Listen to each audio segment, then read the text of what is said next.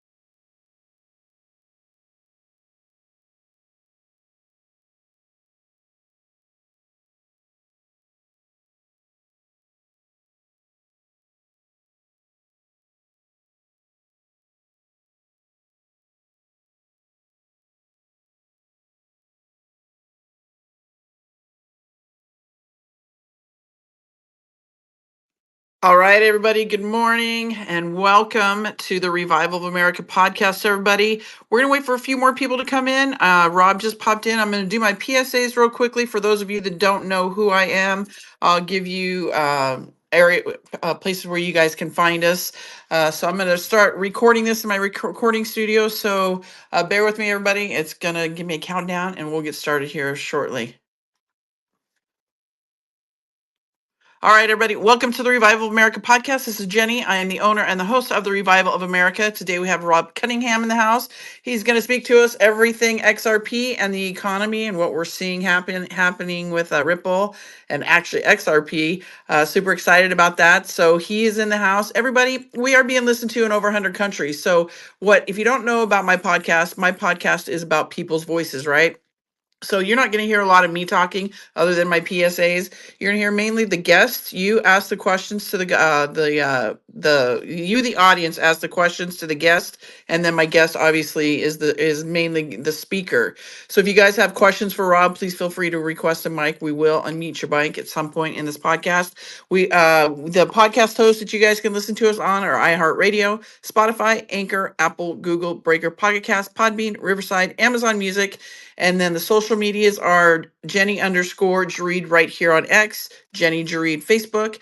JJ Reed Rumble, JJ Reed Instagram, JJ Reed True Social, the Revival of America Telegram, where I do a lot of these lives as well, and you, the audience, can be a part of the conversation with the guest. And then the newest one is the Revival of America on YouTube, and all of them are verified except for YouTube and True Social right now because I'm waiting for the verifications. And I do those verifications for you guys, everybody, so you guys know that those are my legitimate accounts because we know there are trolls, imposters, and all of that out there. So please, everybody, be careful who you listen to, who you follow. I tell my audience that all the time.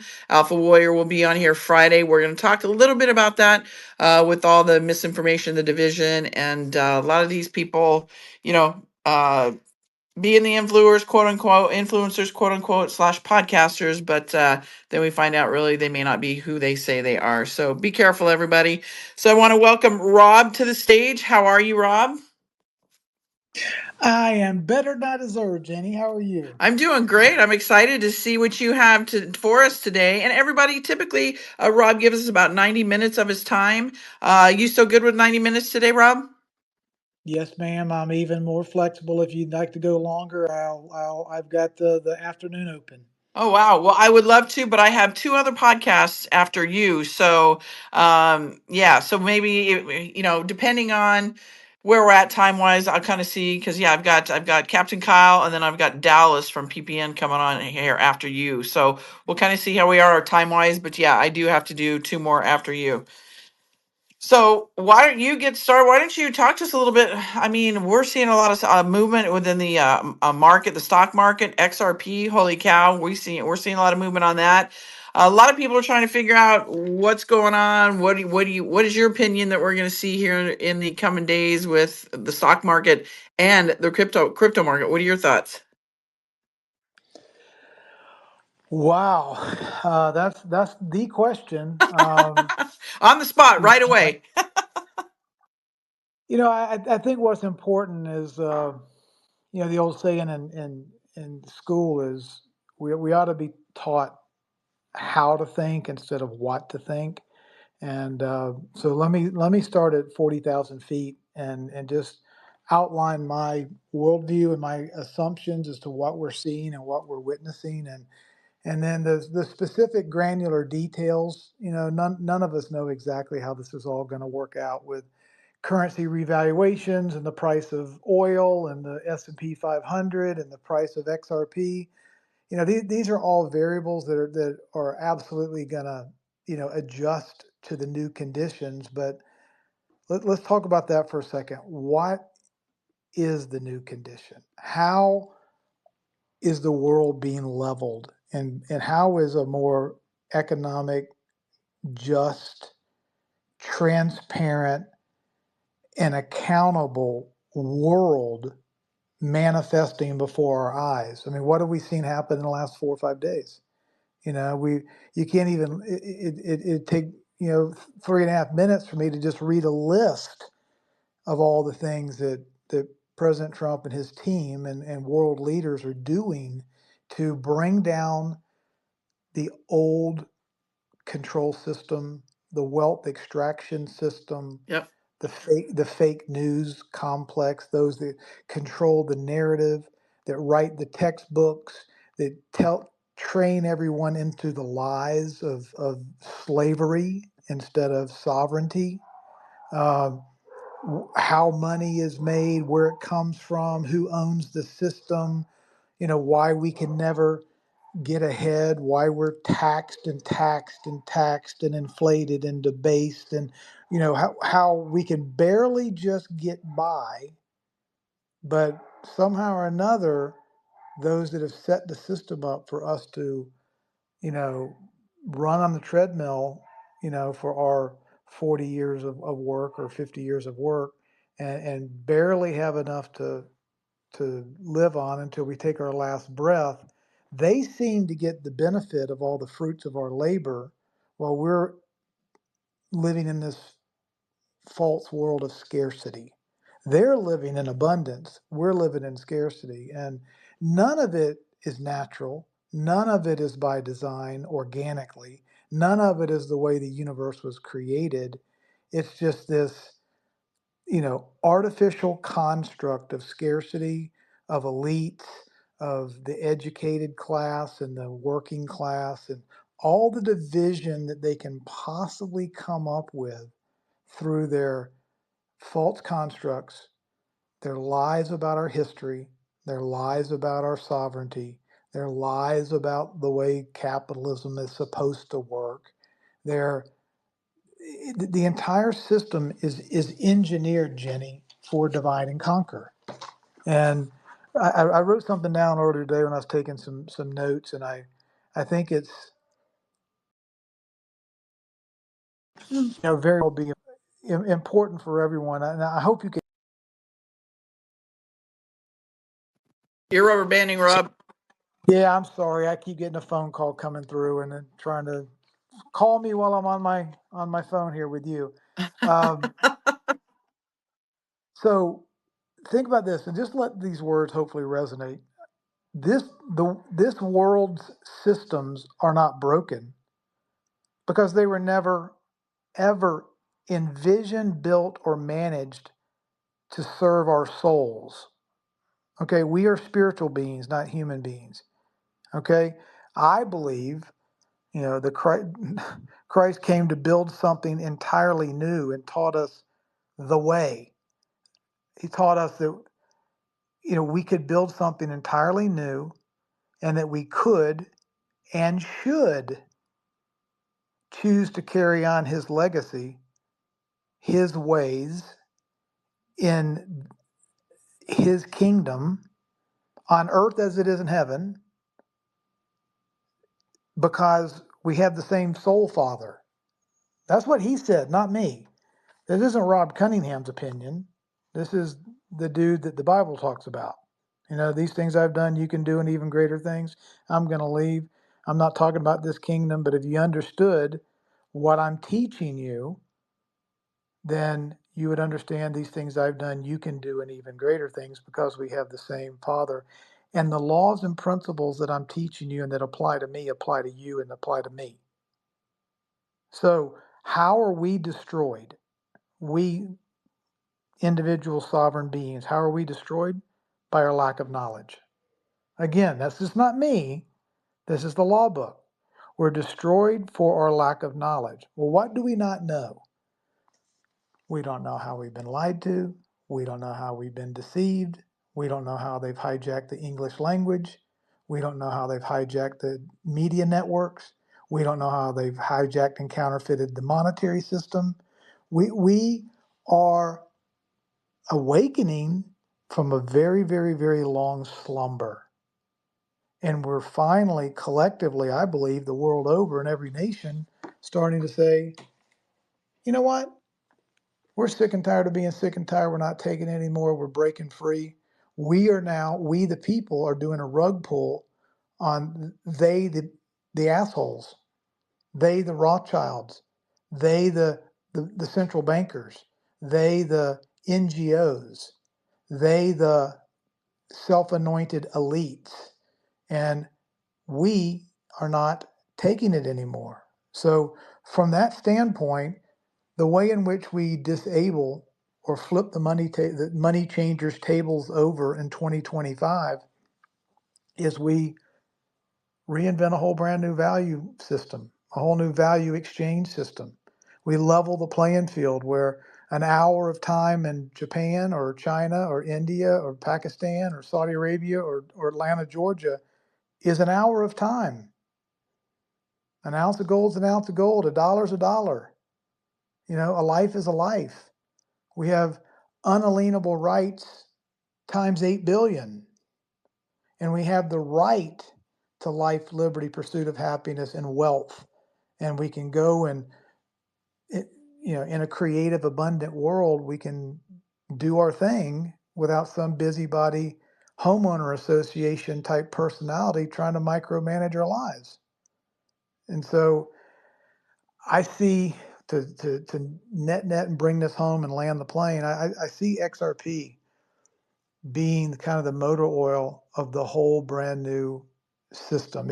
It's the keystone solution that helps bring down the old financial monetary slavery and control system. and lubricates the new global digital monetary system that respects each and every individual that has a wallet as a sovereign entity with the rights to that property, the ability to trade that property, to store that property, to gift that property. That wallet and that value that's created by us in our own free endeavors is ours because we were gifted the right to life, liberty, pursuit of purpose, and happiness. And no one else is supposed to have a first lien on the fruits of our lives. So if you think of it that way, if you think of us turning the pyramid, the eye of Sauron, that all-seeing eye on the top of the pyramid that's on the back of the Federal Reserve note, and you turn that whole thing upside down or just disconnect it completely, that counterfeit cartel piece of paper is what they use to cast a spell over the world and get us all to just take a knee, kiss the ring, do what we're told, not question authority, censor ourselves, and just become slaves in their matrix. Well, I think we've all woken up to the fact that that Ponzi scheme is over. President Trump has played an instrumental role on the world stage in partnership with people like the Sandman, MBS from Saudi Arabia, and many others who have played extremely significant and vital roles to take the Rothschilds' boot off the neck of all of humanity. And everything else that we're seeing now in the news, I'm happy to take questions, but everything else that we're seeing is a fallout from this money changer tables being flipped writ large across the world, and all the fallout that's happening, and how Bibi Netanyahu is reacting, and how the neocon warhawks in Washington, D.C. are acting, and how the Republicans who refuse to pass legislation that codifies, you know, the Doge findings that we're no longer going to uh, fund foreign aid. That foreign aid that we found through NGOs is going to be cut off. Now we know who the grifters are that are so-called public servants in Washington, D.C. with an R next to their name. So real quickly, Rob, before you get too far off the top, you were talking real quickly about Trump's deals and the deals that he is making. And you, I don't know whose space it was the other day, but you were in there, and I popped in there for a little bit as well. And can you touch on it? Because a lot of people are having issues because it ties back into, the deals that Trump's making, from the tariff deal with China, what he's doing over there in Saudi Arabia. By the way, everybody, is huge if you're paying attention. And then the big thing that happened, everybody, heard Trump say, I've got this big, huge announcement. It's going to change, globally, whatever, exact words were. But everybody had this expectation it was going to be, maybe, I think, something else. They didn't expect it to be the big pharma cutting of the pricing, which is huge. Everybody, there's more to it than just the cutting of the prices, because this is part of their money laundering scheme, and just their nefarious stuff that they do, right? And it ties back to the media, the banks, and all that stuff. So can you maybe touch on how really deep this is for people that don't understand it, that they're not getting the bigger concept of it? Because there's been a lot of people out there that have been so deflated by that announcement because they didn't think it was that earth shattering. But in essence, it really is, if you go deeper into it and how it ties into so many things.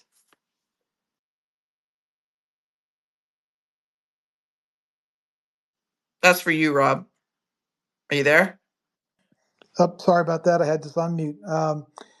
Yeah, by all means, Jenny, let me give my assessment. Again, I'm one guy, one opinion, so take this with a grain of salt. But I think it's important to understand that if we just go back to as early as the Fauci ouchie, in 2020, that was mandated around the world, and the 88 or 100 brand new billionaires that were minted out of the pandemic, and look at who kind of how the central bankers and the big pharma executives and the big media, that those three worked together and basically controlled the planet, right? The amount of money that comes through pharmakia. I'm sorry, did I say pharmakia? That's it's not sorcery and Yeah. witchcraft. It's help from petroleum products is what it is. Okay, um, these. Let's look at the symbiotic relationship between the two most powerful entities are probably banking and pharmaceuticals. Okay, and then you look at their ability to cast a spell on us through media narratives and use fear.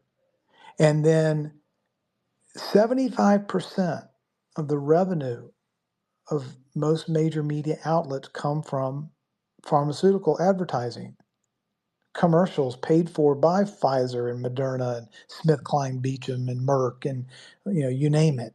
So you've got this symbiotic relationship between big pharma, big banks, big media, and then the politicians that those three can make or break, that can buy or sell. So, in the context of Trump coming out last week before he leaves for Saudi Arabia and talks about gutting revenue up to 80% from big pharma, how did he, listen to the language that he used. We're going to do um, a most favored nation status reset where Americans will never have to pay a penny more than the lowest cost available for any drug the world over. Doesn't that sound like leveling the playing field?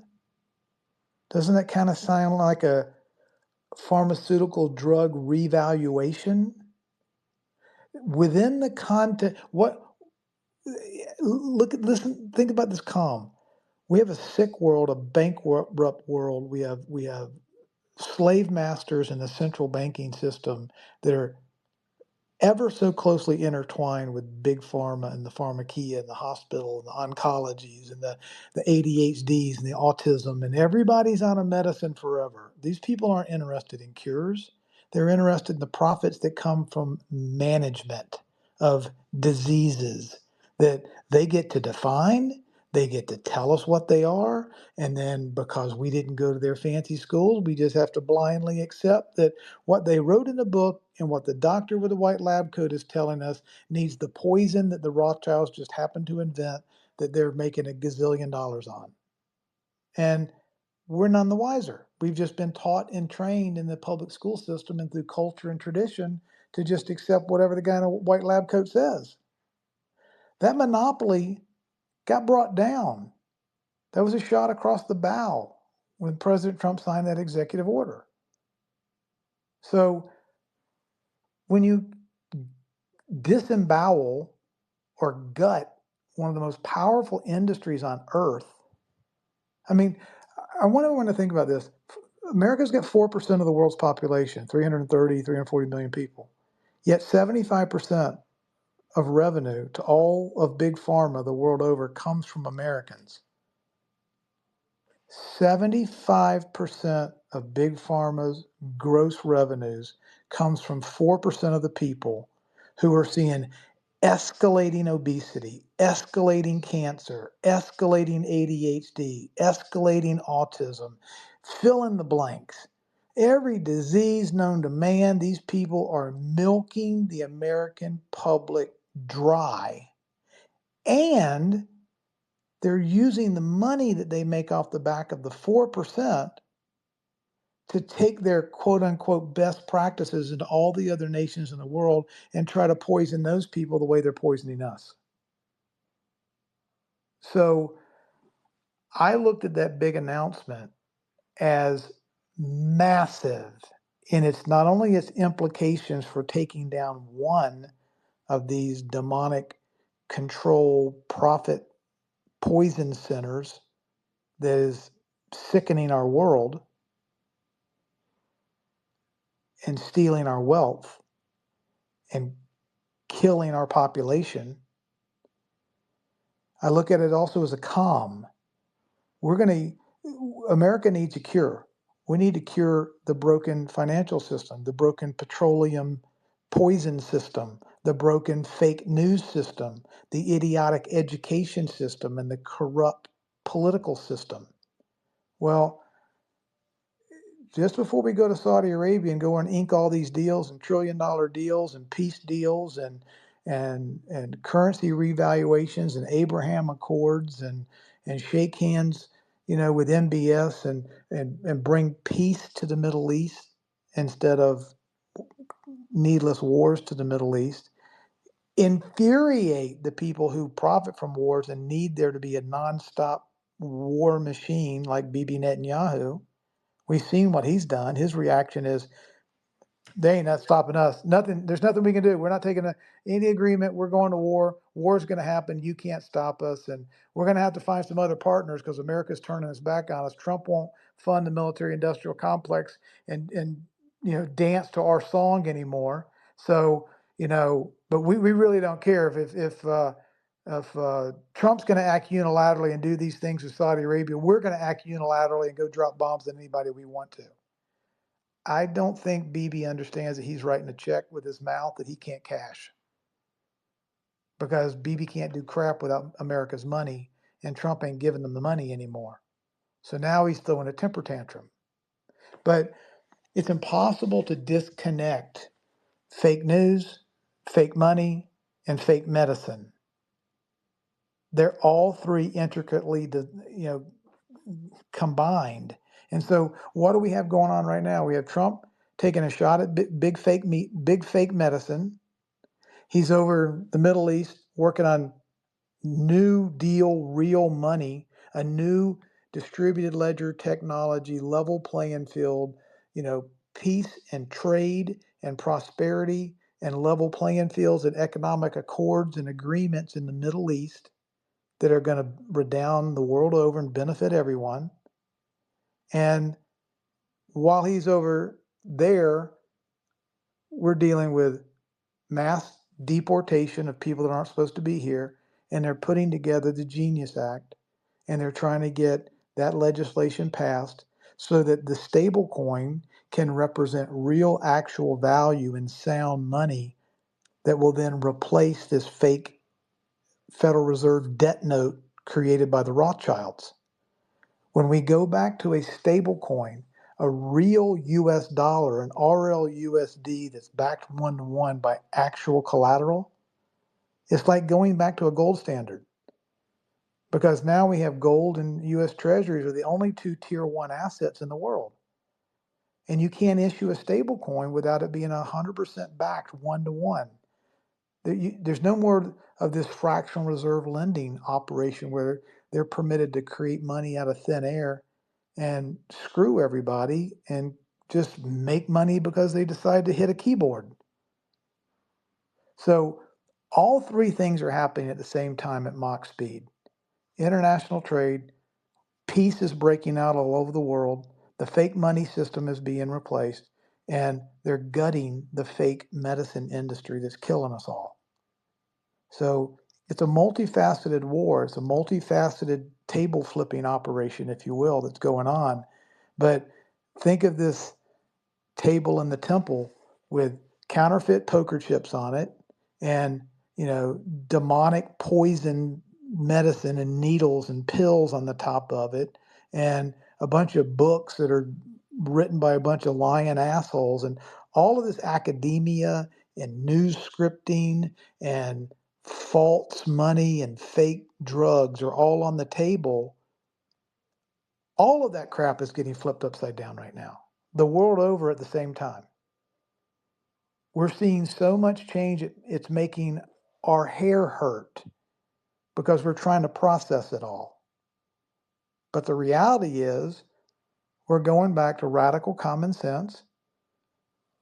We're going back to an embracing of sovereignty from the bottom up instead of the Rothschilds down, or from Hillary Clinton down, or from Barack Obama down, or George Bush down, to we the people with an individual wallet and individual rights and individual sovereignty.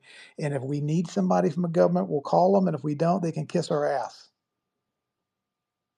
That's kind of the way it was supposed to be. I love that. Kiss our ass. I love that. Thank you, Rob. And real quickly, you touched, and everybody here, if you don't mind reposting this space so people can come in here and talk to Rob because he has a lot of great information, everybody, of what's going on. Can you touch, you briefly spoke on the RLUSD.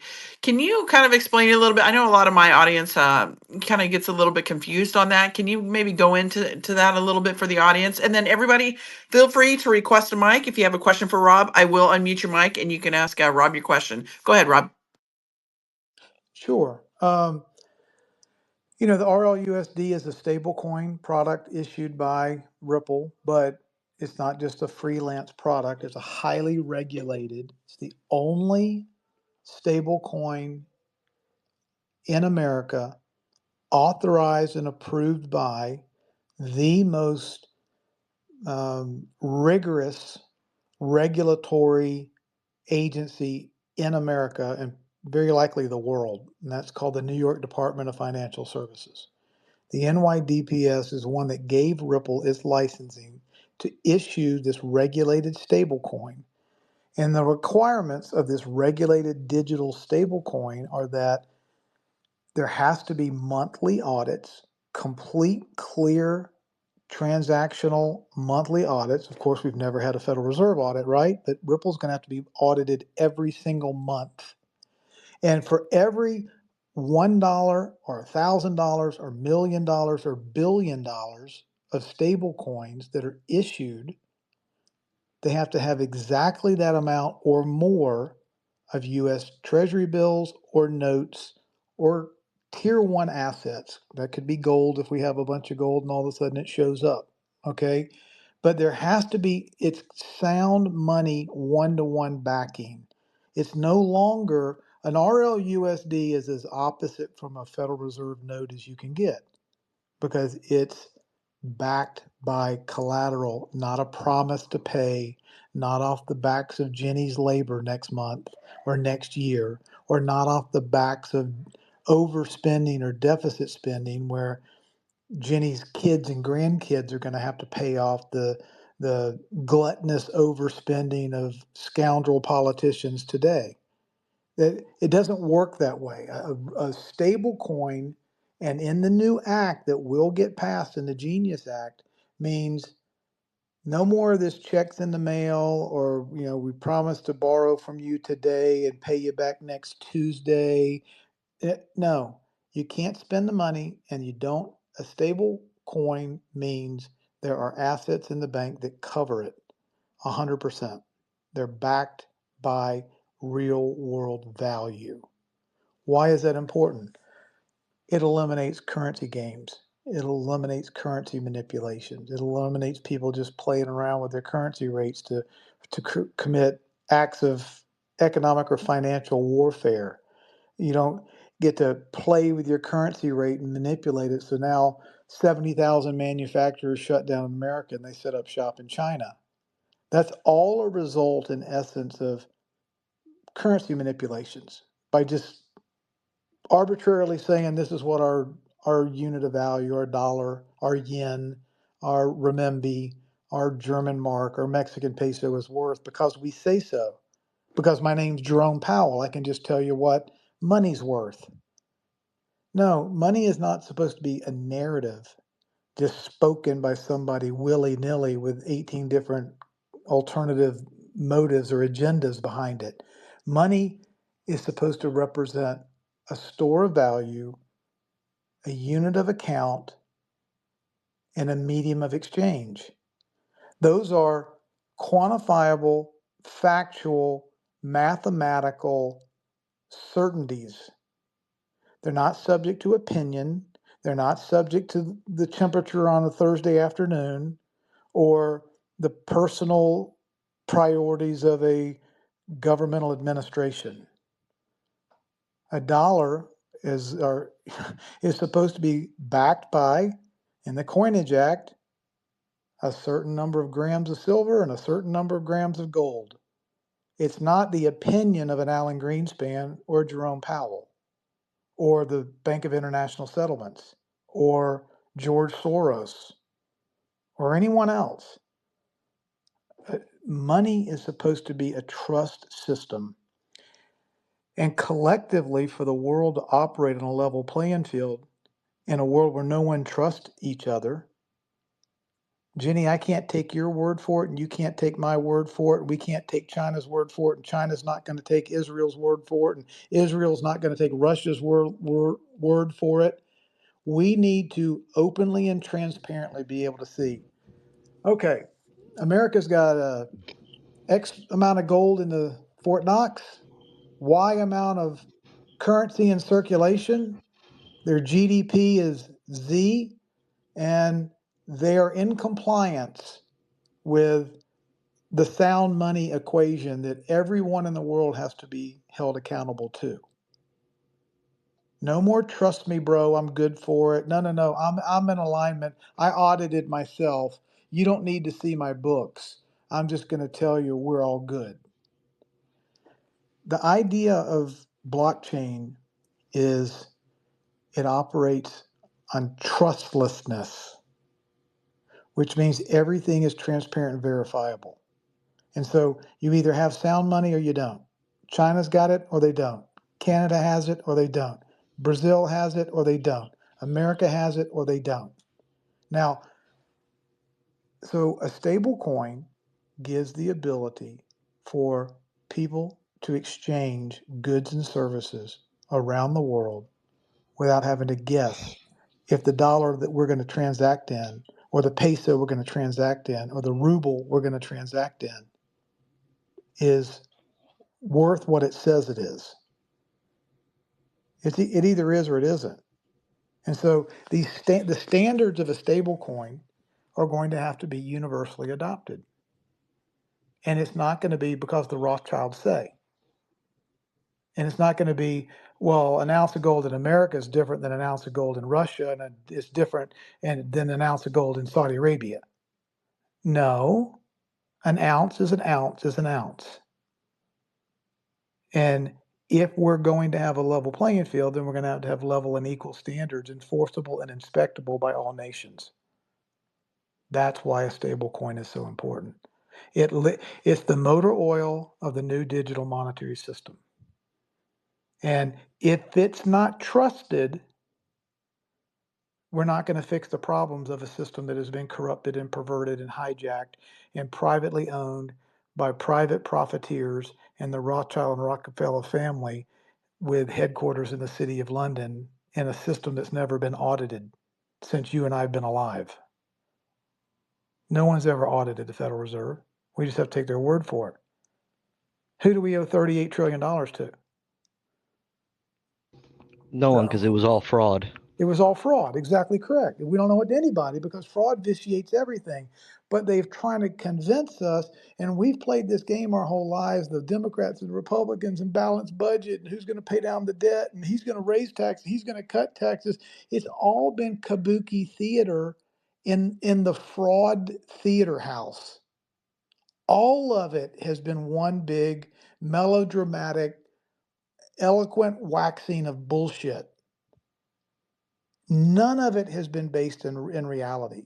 It's all been a false construct.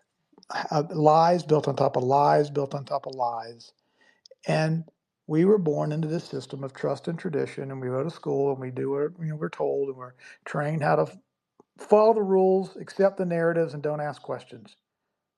Right? And maybe it happens in every generation. I don't know, but it has certainly happened to ours, and the world has woken up to it. Thank God for the internet. Thank God for people with vision. Thank God for the ability to communicate, and this platform that we're on right now, the ability to be creative, sovereign individuals and ask questions and buck the system, and have guys like a President Trump that 79 years old who has the moxie, the experience, and the anointing to basically kick these bullies that have been killing and raping and trafficking and dead enslaving the whole world for far too long, and they're getting their asses kicked, and we're on the winning team, and we're seeing the fallout. Amen. Finally, right? Amen. All right, Aslam, you requested a mic. Did you want to say some more? I know you kind of popped in here real quickly. Go ahead. Hey, Rob, you know who it is. It's Hey, Yogi. brother, how are you? I'm good, good. I just came in to say, guys, Rob knows a lot of things that are happening right now, and believe it or not, we've been in this battle for a long time. Things are moving forward, and I think that's what the purpose of everything that's been going on is to find the people who can actually see through the veil and start articulating that to people who will not actually go and look for themselves. Everything that Rob talks about is actually documented, and you can actually go and read it for yourself. But a lot of people won't spend the time to do it, and it's kind of upsetting that that happens. But it's all laid out there. Um, we live in one of the most historical times. In 50 years from now, our children are being taught about what happened here, like we were taught about World War II and World War One. But you know what? This time it's actually going to be the truth instead of their spin on the truth. Um, Rob's correct on the education system. They made our children just want them to regurgitate facts and never ask the why. And the why is the most important part of any type of education.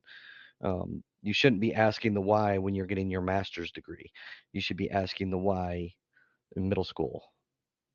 And the going back to sound money, I mean, just if you guys look at what Doge has already found with the fraud, this is going to make it so this never happens again.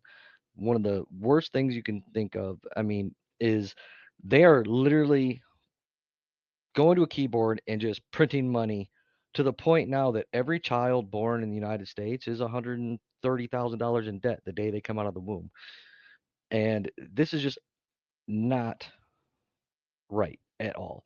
And this is things, and on top of that, the people who are doing it are actually doing some of the most evil things when it comes to the human trafficking, the medical waste trafficking, like farm. Just put it this way: pharmacology has literally bought the entire system, and it is to the point now that they were able to do anything they wanted and not get in trouble for it. Like the immunizations, they had complete immunity. Well, what happens when you give somebody complete immunity? Quality control goes out the window. Everybody becomes a guinea pig. This is just think about that. Everybody just became a guinea pig because they had immunity across the board. Like, and that narrative is being broken, and they've been using us as a piggy bank that they can just rape and pillage. The stuff that's going on in Israel, the stuff that's going on is so deep that most normal people, when you start talking about it, even when you back it up with academic resources, they will still deny what you're saying, even if you show them the proof, even if it's in black and white. For instance, like the doctrine of discovery being nullified. Well, if you haven't looked into that, the doctrine of discovery is the reason why all this is happening. The- You have to go back and look at what that doctrine was used for. And that is why the craziness in the United States and Canada and basically all of the Commonwealth countries are happening, and why Israel's happening. Um, and just a caveat, I was watching the new Andor series, and literally they show you what they did on January 6th in that show, where they literally eh, just go watch it. And if you don't see what they did there in that show and take it and look at January 6th, it is exactly the same thing. And it has to do with Gaza and Israel because it's a resource thing. A lot of people don't know this, but there were actually plans to put a canal through that area of Gaza. That's why they're doing it because they want to get everybody out of there so they can do this canal, so they can get money for through the ports. So do your due diligence, look up the stuff, and when someone is giving you information, don't just write them off. Go look, because most of the time when someone like me or Rob talks, it's because we've done the due diligence and looked. And that's all I got to say. God bless you, Rob. And the best is yet to come, dude. Amen God, to that. I love it. amen. God bless you, brother. Thank you for being with us, and thank you for all of your service to mankind. And I mean, we're all doing our part. We really are. But we have to awaken ourselves first before we can awaken anyone else. We have to understand how deeply we've been lied to and deceived. And Oh, yeah, and, Rob. I mean, and I think if people, this is almost, here's a beginner refresher philosophy 101 truth. If this was a philosophy class, and we knew and we believed that we have one question that we have to answer in life: are we going to worship God, or are we going to worship money and things, power and control, or people, God and principles? If you go to a belief system where everything is relative, money is the ultimate objective, power and control is the ultimate objective, that leads you straight down the road of the ends justify the means, because money is my God, power is my God, more money, more power, more happiness. Or you're not going to put profits over principles, or P&Ls over human lives. You're not going to have a standard that says the ends justify the means. If I need to throw 4 million people in the meat grinder in World War fill in the blank, just think about, we can make $100 million a week just dropping bombs over there. We gotta keep this racket going. If people want to vote for 100 million or $500 million in profits every week in a war, or saving people's lives, if they've made the wrong decision and their values are aligned with profit instead of worshiping God, then they're going to choose the war path every single time. Our problem is that we have a bankruptcy of morals and values and respect for human life and respect for principles. That's how we are destroyed, because we have a lack of knowledge of these universal laws and principles that all of us in the world ought to be responsible for holding everyone else in this world accountable to. If we were taught what these universal, timeless, indivisible, indestructible truths were, and everyone upheld those immutable truths, and then we went about and sang songs and built houses and started families and became rich and famous without violating or perverting these immutable laws and principles, we would live in one of the most incredible places. That's the whole Wow. idea of on earth as it is in heaven. But we have a bunch of these freaks that believe they can't embrace, they can only cheat, lie, divide, Okay. deceive, devour, and I don't think you need this destroy. on. No? Wait, Santino, your mic's on. Yeah, we hear you. I'm so You're sorry. good. You're That good. that You that's know, okay. I I was just just giving directions. Well, welcome to the stage. Welcome to the room, Santino. I saw you pop in here, hon. Thanks so much, Jenny. Hi, Rob. Hey Santino, how are you, my friend? I'll land it there and just turn it back to you, All Jenny. right, guys. Okay, so I see some requests for mics and some hands raised. So please, everybody, if you have a question for Rob, feel free to raise your hand. I will unmute your mic. Faith, I saw. Okay, I'll get you back.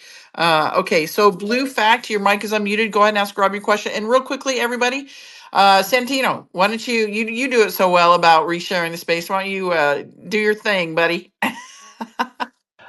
Thank you so much for coming. We have a fabulous man here discussing so much information, so much intel. Could you all please go down to the purple pill at the bottom of your phone? That's the bottom right. Go in there and please like the space. Please like and share the space. Please quote and share space. And if you've already done that, please take it down and do it again. It just freshens up the feed. And let's get some more people in here. Thank you so much. And thanks for coming. Thanks, Santino. Okay, Blue, go ahead. And then John, you can go after Blue. And then Faith, you can go after John. Go ahead, Blue. Two questions for you, Rob. First of all, I wanted to mention that we thank you for your service, but I think it's more of a thank you for your service for we the people with your knowledge. But my first question is one of the things I took away from Saudi Arabia's speech for President Trump is that when he was talking, and I don't hear anybody speaking about it, is that Saudi Arabia in the last 8 years was able to make an industry that makes more money than its oil. So my question is, or I guess more of a what are your thoughts on that? And then I'll ask my second question. Man, that is a brilliant point to bring up. Thank you for your words of encouragement, brother. And it is an absolute brilliant point that the ingenuity. This space was downloaded via spacesdown.com. Visit to download your spaces today. The grit of sovereign people who are given the right to be creative and collaborate and develop and design, whether it's real estate or cryptocurrency or financial services or crude oil. If left alone, the sovereign people, with their own best interest at heart, leveraging their creative talents, will always perform better than some busybodies from some United Nations or some non-governmental organization or some person with a theoretical construct that is going to try to fly halfway around the world and tell people how they ought to build their nations when they don't even know how to tie their own shoe. So they're an 8-year experiment that an economy based on oil and long based on a bunch of principles that didn't require a lot of effort because they were blessed with the resources underneath their land, can reinvent themselves, can become relevant, can become a heartbeat of the global economy, and can add tremendous value and interoperate. We don't have to have the same religions. We don't have to have the same, value systems from a standpoint of how we're going to prioritize and what we're going to do in our country. But we do have to have basic respect for one another and not bomb our way into profitability or bomb our way into world relevance. We can build our way into it. We can create instead of corrupt. We can collaborate instead of conform. And if you've seen the joy and the happiness and the vitality of what's going on in the Middle East, I mean, this is like the Abraham Accords from 8 years ago, just coming together. This is the entire Middle East coming together and collaborating, not through Hatfield and McCoys anymore, but through live and let live, common law, common decency, you know, inward collaboration, and live and let live kind of mentality. Well, that truly is the impetus behind the Make America Great Again philosophy. Because it doesn't mean make America great again by stepping on everybody else's toes or standing on their neck or hitting them in the head with a baseball bat. We can make America great again and cheer like crazy when Saudi Arabia becomes great again, or Japan comes great again, or the Philippines become great again. If we can all just work on ourselves being the best version of ourselves, that does not exclude others from being the best version of themselves. But one worldview requires a mentality and a mindset of abundance. One worldview requires the lie of scarcity.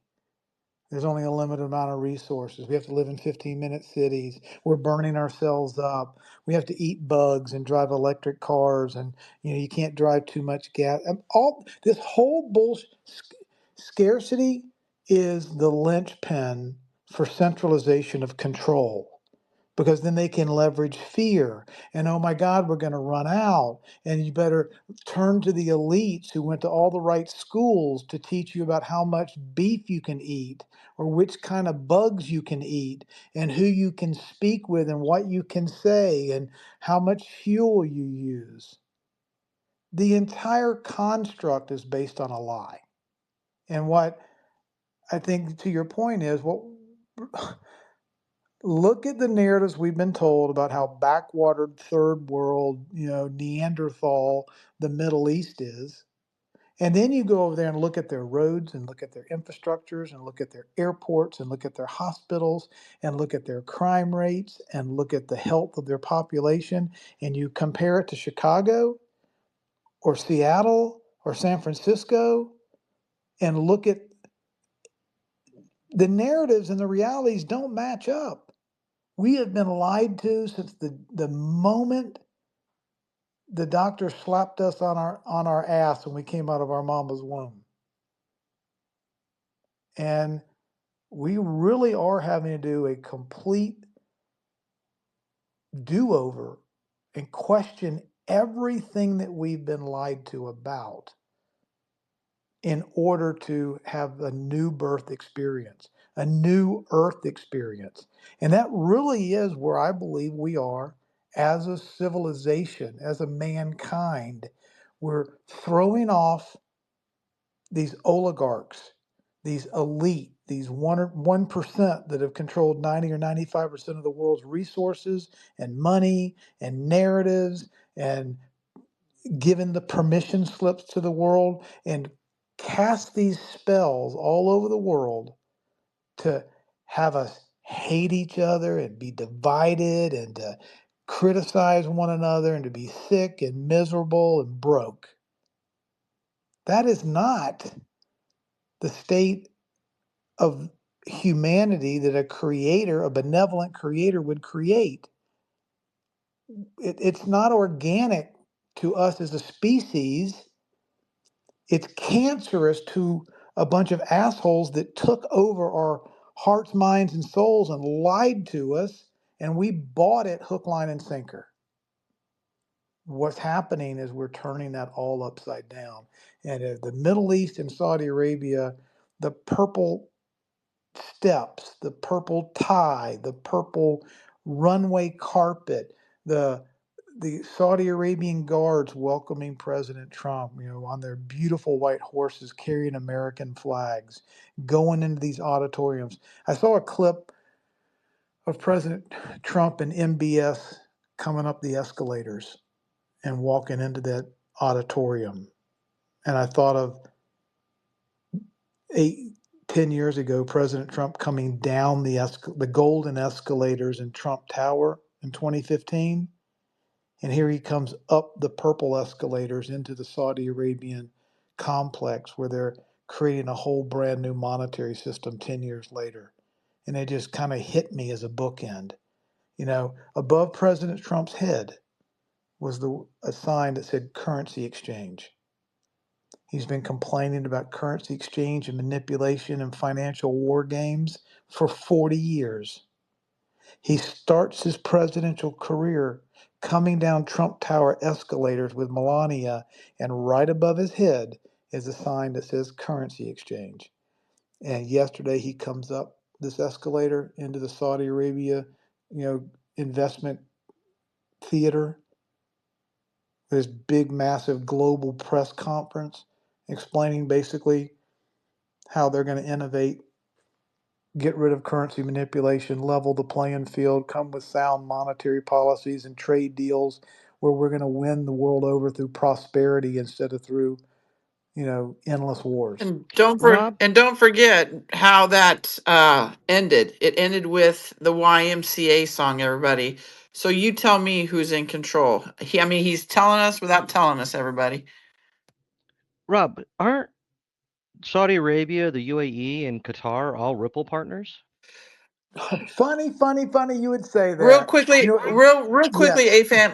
I gotta I want to get to a couple of these hands real quickly, and then we'll circle back to you on that question. So hold that thought, Rob. Go ahead, John, and then Faith, you can go after that. Thanks, Jenny. Of Santino, good to course. see you guys. Rob, awesome stuff, man. Glad to be up here and talk to you again. Um, One thing I wanted to touch on that you were just talking about too is, the symbolism of the purple and why that's significant too, because when they kind of rolled out the intro, everything was not done to custom, according to how Saudi would normally do kind of a presentation for inviting someone in. And, the Saudi prince literally went up to him himself, went up to Trump and, greeted him, which is not custom at all whatsoever. Secondary to that, everything was in purple, which is symbolic of the king. So even in like an internationally recognized stage, purple is symbolic. So I thought that was pretty interesting. But I did catch the escalator going up, which I found fascinating because, and it's leading to my question here for you.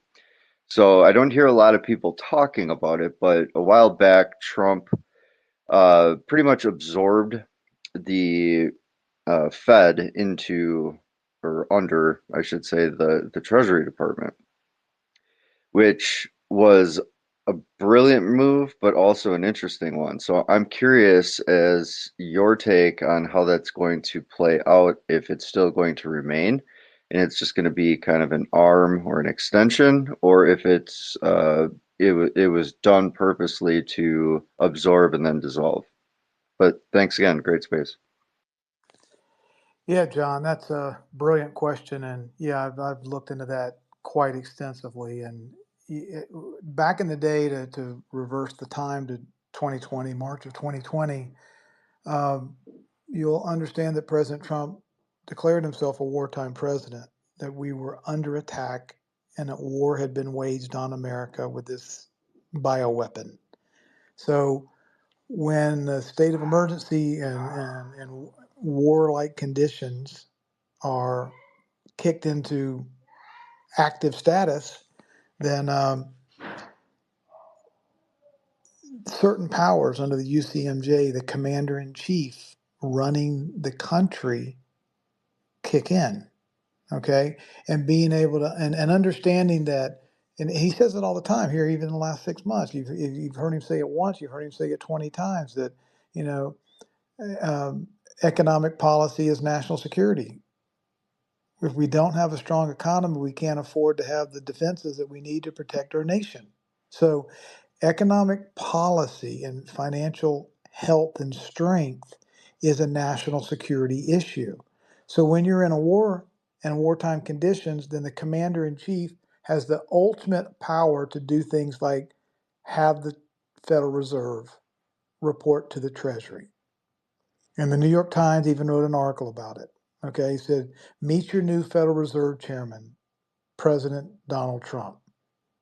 Why? Because if the Federal Reserve has to report to the Treasury Secretary, which was Steve Mnuchin, and Steve Mnuchin is a part of the executive branch of the United States government, and the head of the executive branch is President Trump, then by default, by organizational chart, the Federal Reserve reports to President Trump, and President Trump is in charge of the Federal Reserve under Uniform Code of Military Justice laws.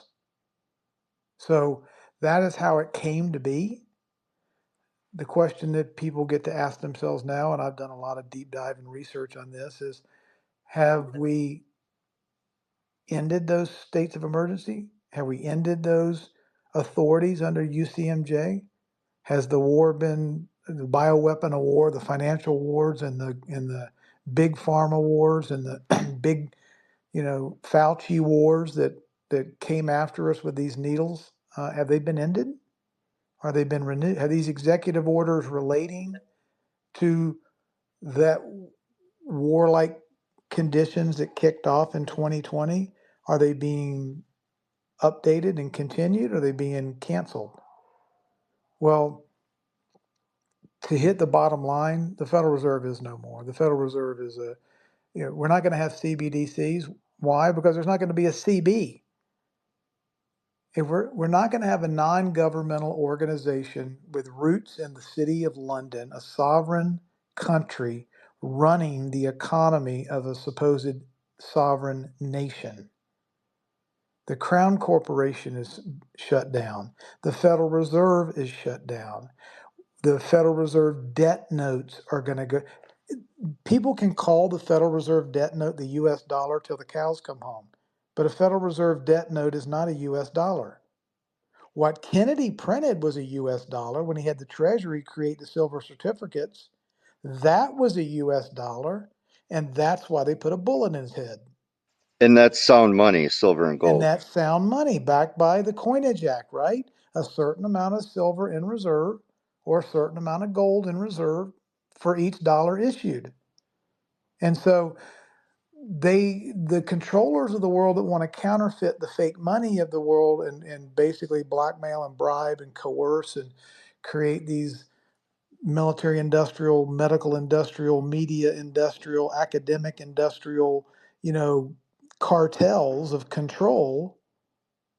They can't do that unless they get to control the factory and the production line of what money is and introduce it into the system without us being able to hold them accountable for what they're putting into the system. That's why it's done behind the curtain, without transparency and without audit, because they just get to print the money, tell us what's in the bank, but we don't get to look at what's actually in the bank. And we're not putting two and two together that this fake money system that they've created is nothing but a perpetual debt production machine, never intended to be paid off. You just run the bubble up for 60 or 80 years, start a war, deflate that bubble, create a new one, and the next 60 years you run the bubble machine up until that Ponzi scheme collapses. The intent of a debt-based monetary system is to control every means of production and communication and human population through the mechanism of money that's attached to regulation and politicians and people that don't have our best interest at heart. We've got to cut the strings between what money is and the rules and regulations that come out of a swamp. There should be no we're taxed on breathing, we're taxed on spending, we're taxed on gifting, we're taxed on gasoline, we're taxed on capital gains, we're taxed on gifts, we're taxed on dying, we're taxed on the sale of your house, we're taxed just because you have a house every year. The point of this system is to extract as much as they possibly can out of we the people so that we stay broke and dependent and begging for permissions to keep as much of our wealth that we created as possible. Mother, may I please? That's not where our rights come from. Our rights don't come from Joe Biden or Kamala Harris or George H.W. Bush or Barack Obama or Donald Trump for that matter.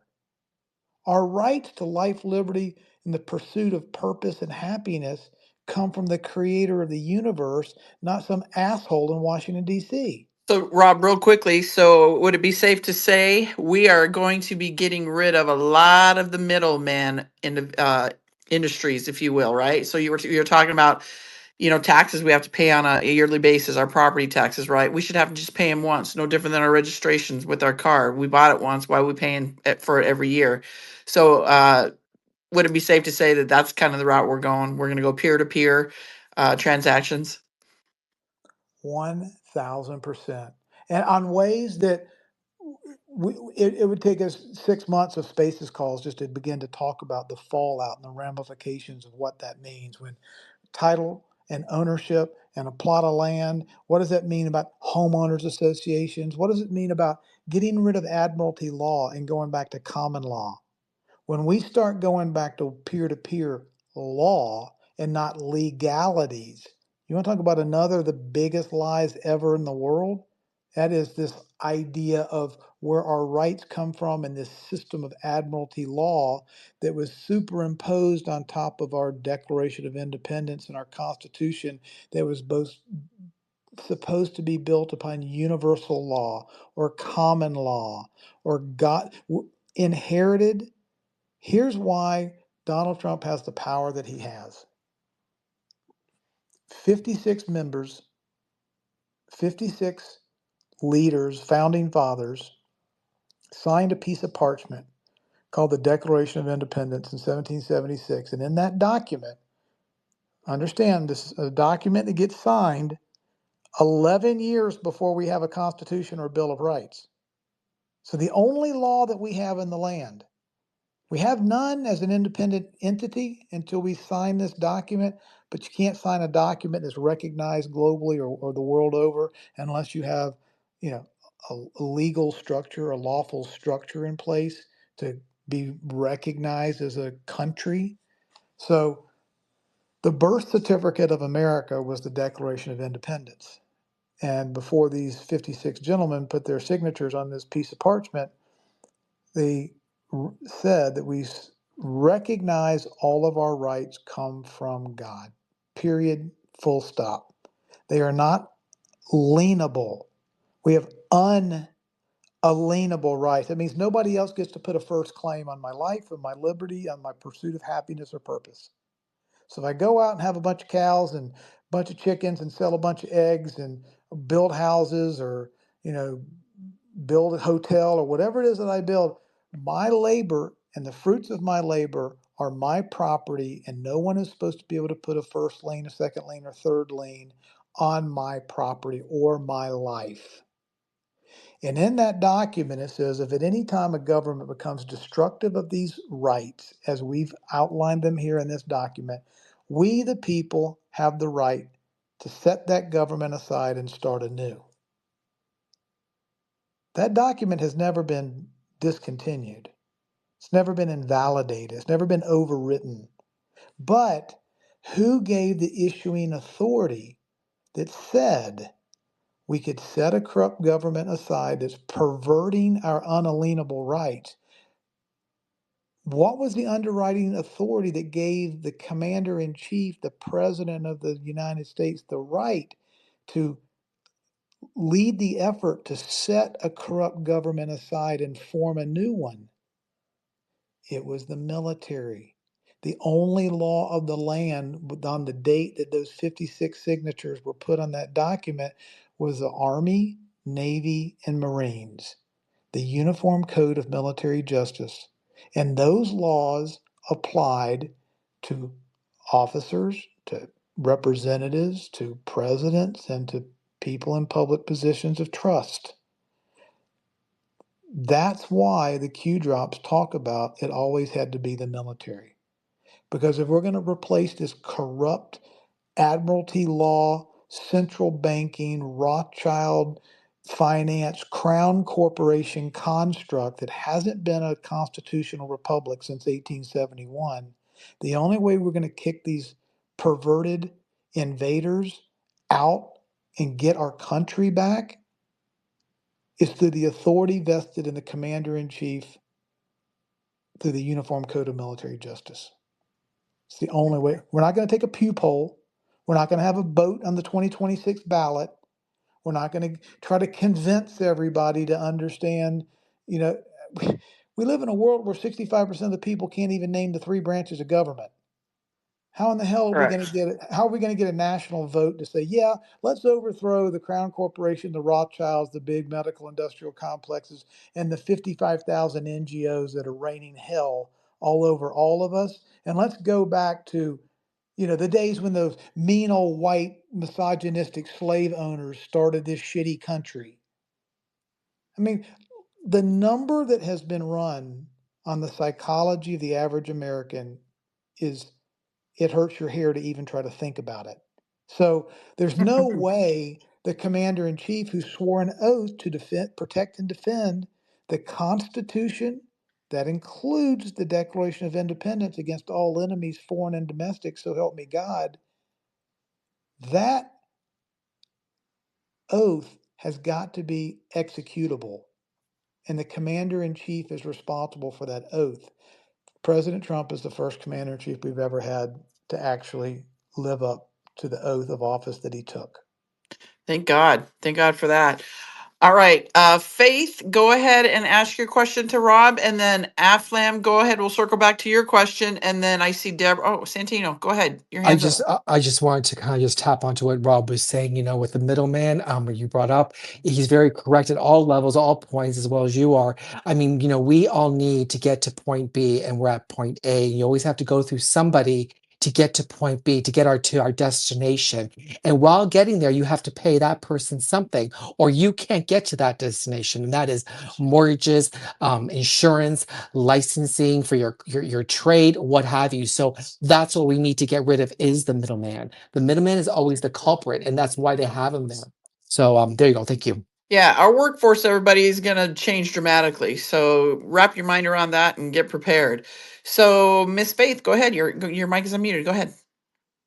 Oh, thank you, Jenny, so much. Rob and Santino, my friend Rita and I follow you guys everywhere we can find you. And I just wanted to ask Rob, I just love hearing everything you're saying. I love your show, The Kwul Show. And also, you brought up the word Genius Act, and I'm very vague on that, even though I may have other information. Could you explain a little bit so we would understand when that comes up, what that's about? Yes, absolutely. As it stands right now, we don't have any legislation whatsoever. There are no laws regulating stable coins, regulating cryptocurrency, what's a security, what's a commodity, what's the the terms of operating, who's got jurisdiction over these markets. None of that is in play yet.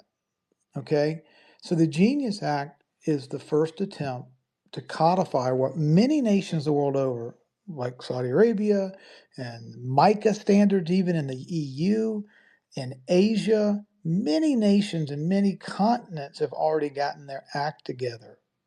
America still has not. Biden was completely opposed to all of it. They sent the SEC after Ripple. They had Senator Warren out there doing her little song and dance thing. So we we've only been 110 120 days into President Trump's term trying to get legislation passed. So the Genius Act is about regulatory clarity. Who's going to control what are the rules of the road and the requirement for stable coins and NFTs and blockchains and wallets and property rights and taxation and all of these aspects that, can you believe this industry is 15, almost 15 years old, or more than 15 years old now, and we still can't get legislative clarity on it? Well, guess who doesn't want there to be legislative clarity? That would be the banking empire. That would be the central bankers of the world that don't want this to happen. And they'll write almost any check to any senator or any politician on either side of the aisle to pervert the legislation, slow the legislation, dilute the legislation, or have it not pass. Because the new monetary system is going to see about 80% of the legacy banking enterprises go away. Just like when we transitioned from Blockbuster to Netflix, Blockbuster's business model went away. When we transitioned from Kodak film to digital film, Kodak went away because it didn't innovate. The fractional reserve lending central bank system as it's constructed today, with making money off of fees and interest rates and transactions, is going to go away for the most part. They're going to have to reinvent themselves, reimagine what adding value to a customer is all about, and get with the current times, or they're going to go the way of the dodo bird. Well, most bankers, if you know anything about bankers in the banking industry writ large, they're stiffs. They're not creative entrepreneurs. They're not technologists. They don't like to take risk. They want to guarantee their profits, not take any risk, and have 35-hour work weeks closed on nights, weekends, and holidays. They do not want to innovate, and they do not want to give up their interest spread and their ability to create money out of nowhere and then charge exorbitant usury interest rates on the money they printed out of nowhere. So the banking lobby has a very vested interest in trying to keep a Genius Act legislation from coming into being because they understand what it means for them. So, in essence, the Genius Act. Now, here's a funny note. Anybody remember the first term of President Trump, how he would just tweak the media and the leftists and the woke tards to no end when he would come out in front of the microphone and say, you know, I'm a I'm a stable genius. I'm a I'm not crazy. I'm a stable genius. Go do the look up in Grok or go to YouTube and type in stable genius and you'll find videotapes of him saying that. Well, fancy that. We have a stable coin act in the House and we have a genius act in the Senate. You just can't make this stuff up. That's right. Thank you, Rob. Okay, Miss Deborah, your hand's up. Go ahead. So, I don't. Can you hear me clearly? Because I'm driving at the moment. Yeah, you sound good. Oh, okay. Rob, I love hearing you talk, and I've heard a lot of these things over and over again, and I still love hearing you talk. It's something about your voice, but I think it's more than that. I think it's like your energy. And so I have one question for you. You sound a lot like JFK Jr. Are you JFK Jr. or his brother or something? Because that's the energy I'm getting from you. You know what? I'm going to have to hold you on the phone here and go get my wife and have her come down here, and then I'm going to pay you like $100,000 to ask me that question again. Okay, so she can hear it. Rob, we've been friends so long and you never told me. What a kind, encouraging things to say, but trust me, I'm no JFK. It's, He's a long, tall, handsome, cool drink of water, and that ain't me. okay, but you got the cool show, so you just said cool. Am I on to something? No, ma'am. There's no Okay. Well, has look. anyone ever asked you that before? They have not. It is an unequivocal no. Okay. All right. On to the next speaker. Thank you. Thank you, Thank you, Deb. Deborah. Now I can say, Rob, that has been said to me before from some of my audience members asked me if I knew if you were JFK Jr. and I just laughed. But you know what? That's a great compliment to you. It is, but I'm going to have to forbid this topic from ever coming up again because God only knows what kind of idiotic, moronic rumors will start from this. So I don't even want this topic ever coming up again. All right, Rob, John, I'm changing your name. John, go ahead. Your hand's up. That's awesome, Rob. I love that. Thanks again. I appreciate everything that you were bringing to light today. One thing I wanted to add, I think it's really important too, and it's my opinion, but it is fascinating to see how things have played out. You know, I look back to the scripture where, you know, it states that if my people turn from their wicked ways, seek my face, I'll heal their land. And I think the turning point was when Roe v. Wade was overturned. And I do believe, in my opinion, that this is only possible because we've eliminated the sacrifice to Baal. We've eliminated the three most pertinent Supreme Court opinions that really made this possible. But I think the start was the overturning of Roe v. Wade, then West Virginia versus EPA and Chevron, obviously. But I really truly believe that the nation is going to heal, and it's starting to heal already because we did that. And I just kind of wanted to get your thoughts on that too. Amen, brother. I'm so glad you brought that up. I mean, think about what it took for the average amount of people to finally get to a point where all the censorship, all the shaming, all the woke tard messaging, all of the pro-abortion rhetoric that's been jammed down our faces and it's been so normalized, and for America to finally, after all these years, to get to a point where we said, and damn the torpedoes, Screw your name calling. We don't give a crap what you want to say about us. We don't care about your political correctness. Respect life. And when they turned it over and turned it back to the states, I believe that is a massive amount of evidence that proves that we are repenting and turning our eyes towards God and showing a reverence for the right to life. And that is an absolutely pivotal moment in the soul journey of us as a people. And, to your point, the Chevron doctrine saying, look, Congress, you can't outsource your responsibility to a bunch of regulatory busybodies so that you come and go in 2 years and you get unelected after 2 or 4 or 6 years, but you've outsourced lawmaking authority to these people that hang around for 35 years in the swamp. Well, we don't elect the SEC, we don't elect the EPA into office.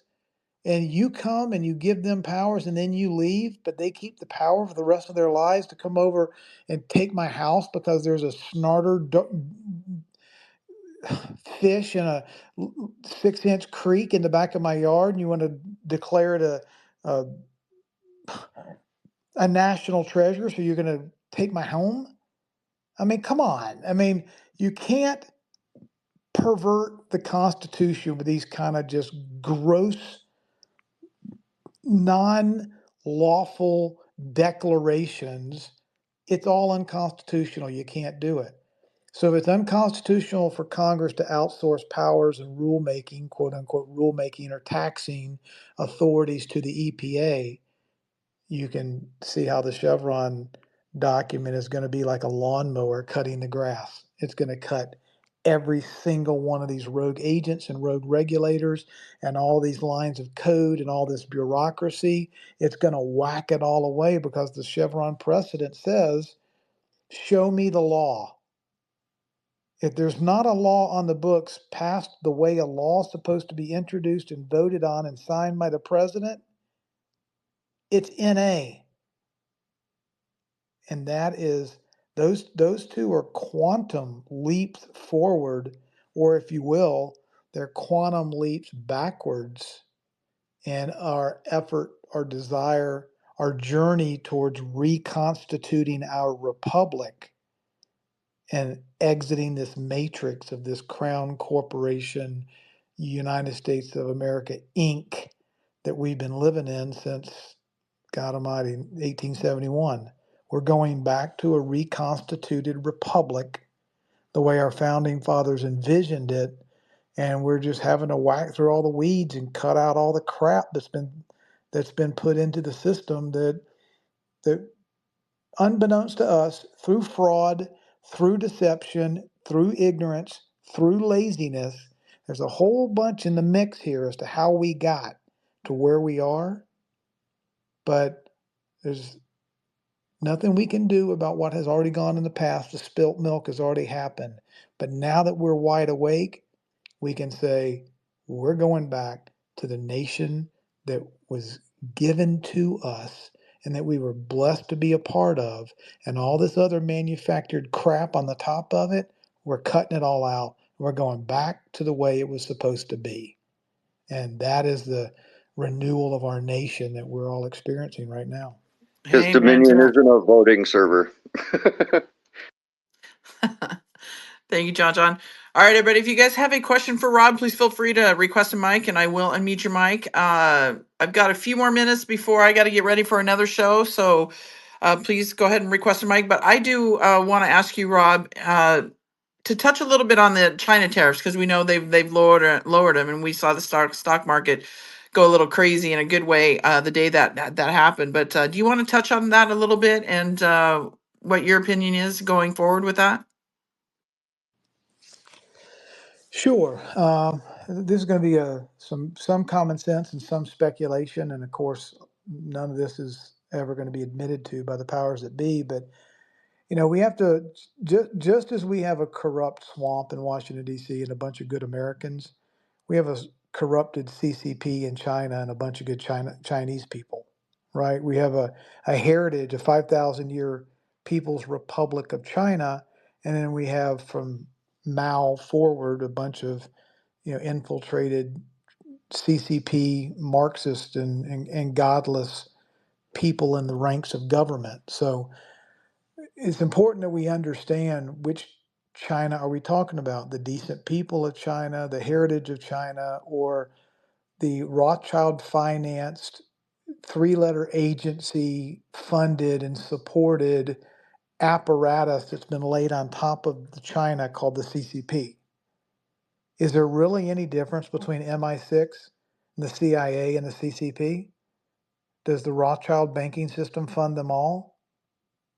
If they're playing their divide and conquer kabuki theater, America good, Russia, Russia, Russia bad, China good as long as they just do all of our manufacturing for us, but they're bad if we need to, you know, have another defense budget to pass next year. So Raytheon and all these companies can, the whole construct of nations versus nation states that have been perverted into corporations have to be looked at with brand new eyes. So the question then becomes, is Chi CCP, or does Chi want to get rid of the Rothschilds and having to play the game so they don't kill him? Is he a double agent? Is he a pure CCP believer? Is he working kind of behind the scenes with Trump and Modi and Putin and Bolsonaro? Are we do we all, these leaders of this era, have a common enemy in that we want to get rid of the cancerous political, godless, demonic forces that are destroying our earth and our nations and keeping us in a constant state of war?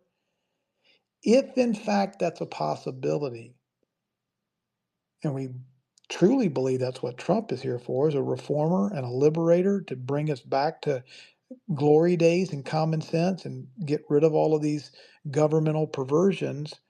But it's taken him 10 years, and look at what he's had to go through from 2015 to today to get to where we are. How much longer? I mean, is not the same sort of thing, those sort of dynamics playing out maybe in China, maybe in India, maybe in Russia? What we have to understand that all is not what we think. All is not all China bad, America good, Russia bad, Ukraine good. All of these narratives are just false constructs.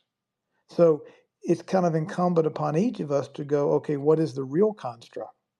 Who are the real good forces? I mean, if the media has been telling us since the day we were born, Russia, Russia, Russia, bad, bad, bad, and they had us, when I was a kid, we had to get up underneath our desk and simulate, the Russians were coming and dropping bombs on us. And you have to always have a boogeyman in a divide and conquer world, because you have to always have a justification for spending more and more money on the military industrial complex.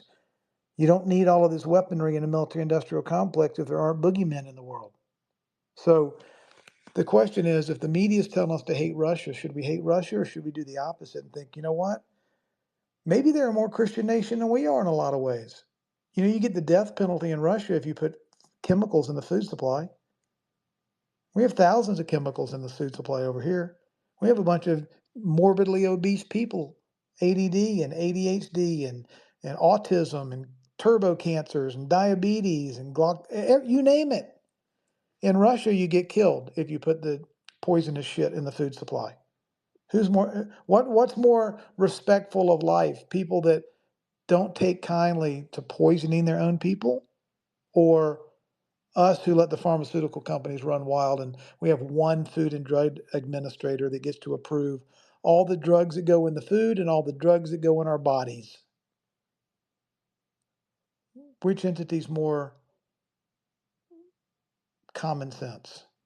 So the tariffs in China are part of leveling the playing field. They're part of unwinding the absolutely horrific trade deals, the idiotic, moronic trade deals that the bought and paid for hacks in Washington, D.C. have agreed to.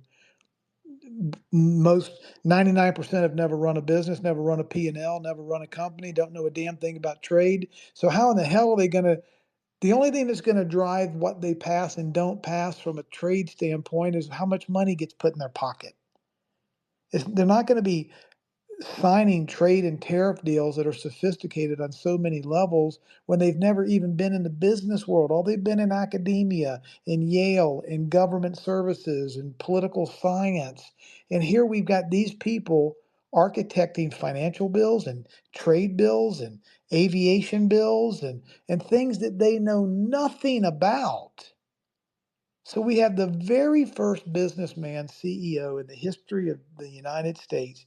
In 250 years, we have the first CEO sitting in the White House that thinks like a profit and loss, common sense, real world business executive and starts taking a look at all of these deals that we have signed and sees how we have been absolutely screwed in every one of them because of the ability to blackmail and bribe and extort and exploit the idiots in the swamp. So the tariff deals in China, yeah, it's a lot of noise. Yeah, it's a lot of back and forth. Yeah, there's a lot of gamesmanship that's taking place in this financial war. It should be noted that almost every country in the world, 200 nations, came to America and said, we want to make a deal. We'll reset. We'll negotiate with you. We want to go reciprocal on the tariffs. And the only one that didn't was the air quote Chinese, CCP. They were like, hell no, we're not doing it. Well, the last time that we signed a trade deal with China in 2020 was the exact same day patient number one with the little bird flu landed in Seattle, and Nancy Pelosi walked the articles of impeachment from the House to the Senate. All three of those things happened on the exact same day. So China didn't like the trade deal in 2020, and we all got locked down. They don't like the trade deal right now. They're the only one out of 200 other countries that are saying, "Yeah, sure, we'll renegotiate with you." So you almost have to ask yourself, which country is the turd in the punch bowl? It looks like whoever's running this conglomerate known as China realized that if they make a deal and lose their power, or the manufacturing hub and the distorted global manufacturing base that is held captive in China and overseen by the CCP, if that falls apart, what's the ripple effect to CIA and MI6 and central bankers and the politicians that have been bought and paid for in Washington, D.C. and the world over? What happens if all this manufacturing comes flooding back into America and we do a onshoring and we have a manufacturing boom and a jobs boom and Americans start feeling their oats again and start realizing that we're sovereign, wealthy, independent nation and that we don't have to be scared of global warming and outsource all of our manufacturing over to China, because obviously the pollution that happens in China is never going to come over here and hurt us, right? I mean, the entire nonsensical, idiotic gutting of American manufacturing under the guise of global warming or whatever idiot reason they sold us to gut our country and export all of our jobs and manufacturing was a lie. Well, the people that did that certainly don't want all those jobs in manufacturing and independence and American strength flooding back into America. So this tariff thing that's going back and forth between the two countries, it's political theater. That's all it is. I'm going to tell you, in my heart of hearts, Trump and Xi understand what the end goal is. They know where the hockey puck is going, and they're doing what they need to do to win this war and do it without World War III breaking out. And it's just taking longer than most of us like, but I believe they're on the same page because they have the same end goals in mind. All a part of that alliance, right, Rob? Yes, ma'am. Awesome. All right, everybody. I don't see any more hands. I got to get ready for my next show. So, Rob, once again, great show, great information. And we're going to get you back on hopefully in the next couple weeks, see where we're at then. See where XRP is going to be. Are we going to be at that $100 mark yet? Probably not, but we'll see.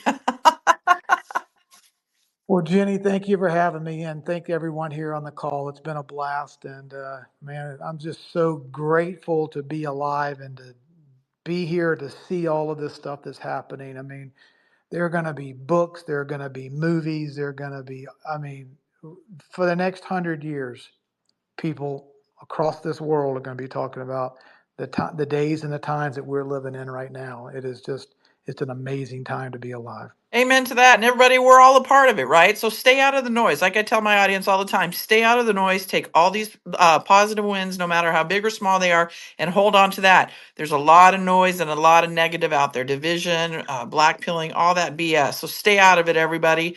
And if you guys want to come over to my Telegram page, the Revival of America, we're going to have Captain Kyle on at 5.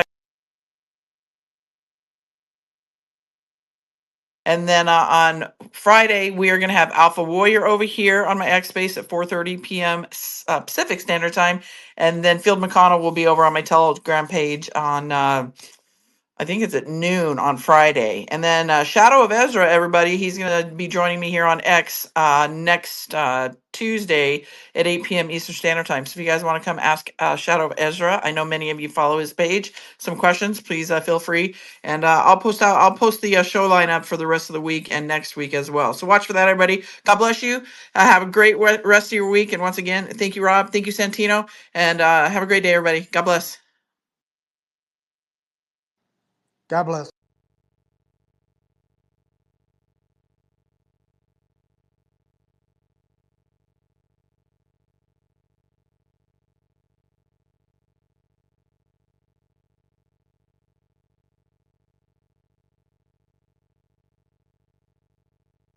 This space was downloaded via spacesdown.com. Visit to download your spaces today.